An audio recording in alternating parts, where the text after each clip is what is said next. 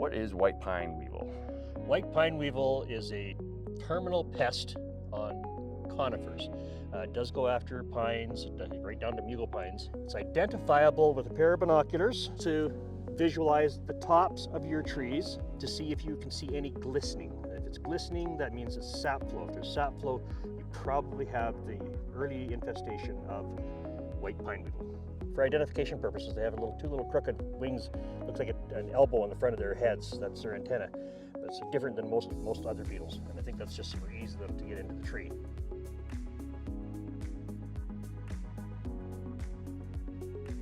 Let's start at the bottom. They're in the duff underneath the tree. Comes up out of the duff in the spring and starts to crawl up the trunk. Once they get up the tree, they get to the lead, because it's the softest, most succulent part. Poke their little proboscis in there and they feed on the succulent juices, and in behind them, after a while, they leave eggs in those little holes that they've put in the tree. And then when the eggs hatch, they go in and start feeding. And because they feed in a circular pattern rather than a vertical pattern, it cuts off the vascular flow of the water to the upper canopy. Come fall, they drop down on the ground again for the next season. Left to their own vices, they will kill the entire tree. The one thing I've noticed in southern Alberta is linear planting. Okay, so if that tree gets white pine weevil because that was the first tree the bird could land on and be furthest away from the house and be comfortable, and he drops off a couple little squiggly weevils, infects that tree, the wind's going to blow them to each and every tree after that. So it's not just linear planting. You want to have the offset planting of a zigzag and interspecies. So you have a couple of spruce trees, and then you're going to have a pine tree, and then maybe some deciduous trees in that row. So it's not a straight line, especially east and west. That is the biggest issue I found when I get out to some of these farms and acreage yards, is that they're all planted east and west to give you shade from the southern sun, which makes sense, except for if you look up at any point in time of the day during the spring, summer, and fall, the sun's over top of us, it's not over there. That planting schematic is not very functional for what you were trying to do, supply shade to your yard, and it's also not functional in terms of being, controlling pest infestations, or at least making it more difficult for them to become an infestation level. Here you've got white pine weevil all the way along this entire row of spruce trees, and it started on that row. So I mean, we're talking rows of trees that are going to be in need of care and attention, and that's going to raise your costs. But if you have a clump planting, you might get hit in that clump a couple trees, and then you're going to see the problem, you get it addressed, and it doesn't affect the rest of your investment. If you've got some kind of a barrier on the trunk, so if you got your trees raised up, which is not recommended, but if you do have them raised up, you can put a barrier on there, either Tanglefoot or this product here, bug barrier. And what it does is, you can see inside of there, it's got a little high tensile product that keeps them from crawling through, so they can't get up to the trees. You don't want to just cut that off and walk away and call it a day. I mean, that does get rid of some of the larvae, but a lot of it's past that point. So what we typically recommend is to go down, if it's a second year infestation, if there's exit holes, then you want to go down to the third whorl.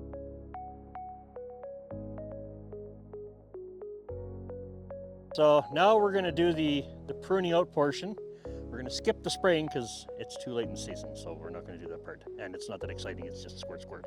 Anyway, so we're going to make this cut here, and we're going to go down 3 whorls. I can see discoloration on the foliage, the first and second whorl, and I can see dry, dehydrated needles on the 3rd whorl. So I'm going to go to the 4th whorl down from the bottom and make that cut. There's the cut. So here is the dude, and what I want to do here, take my secateurs, just make a cut in there and peel that back. What I'm looking for is feeding galleries or feeding tubes beyond this point. If there's no feeding tubes on the vascular, the phloem is what you can see first there. So there you go. And you will see a distinct browning of the phloem if the insect is fed past this point. So if the insect's gone further down into the stem, you will see it at this cut. Now sometimes you'll see it, so that means you got to come down to the next whorl, which happens quite often too, especially if it's a 3rd or 4th year infestation. You do have to do 2 applications of a chemical, just on the lead on the top part of the tree. And you know, if you're using a contact, you're going to need something like a sticker, like molasses or dormant oil or something along that lines. If you're using a systemic, you're going to have some kind of an application system. This one's a spring loaded, this one's air compressor loaded. There are several products that are recommended for it, but right now azidactrin, imidacloprid are the 2 ones that we can use if you can get imidacloprid. The azidactrin is much easier, but it's very expensive, so I go with the contact and use a sticker so it lasts a little bit longer that way. I typically leave these other leads on for future leaders. Now, I do subordinate them, but I don't take the whole branch off at the trunk, I just take off the tip. So it will not compete. You only want one to compete with the, and I'm thinking this is going to be the new leader over time. That if that gets any kind of rot, I've got an option to utilize this one here. And you can shape it if you want to, but I don't recommend that because now you're releasing pheromones and the tree is already under stress and under attack. So we don't want to be, you know, further enhancing the infestation by stressing the tree out. So I do pick my new lead and my future lead just in case. So you have two options there, which makes life a lot simpler. It's an age-old problem. We went through this with the European elm scale. One guy got it and couldn't afford to do it or didn't care about it or whatever the circumstances were, couldn't afford it. So then the neighbor gets this problem and it just kind of proliferates down the road. There's no chemical that we can apply in one application that's going to last, you know, 10 years. So it has to be ongoing maintenance, and that does take community effort. And then work with your neighbors. You know, there's nothing wrong going with your neighbors and say, hey, look, I got this issue on my birch tree. How's your birch doing? Maybe we can get yours looked at too, and maybe we can get a better deal from the arborist to, you know, to prune it out or to inject them or whatever it is. But if you're not communicating with your neighbor with the problem, then you're probably sharing your bug with your neighbor, and that's not very neighborly.